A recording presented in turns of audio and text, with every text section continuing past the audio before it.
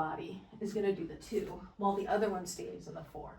So this is with you're going to the right, into the side opposite right version, and then, oh goodness, where's the left? I guess, terrible, but you'll remember and do better than me.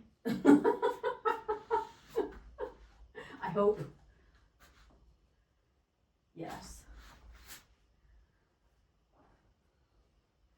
And then the other ones we did were from same direction. So you're chasing the sun, and then you bring the left arm to the back, the right arm to the front, and they both go up.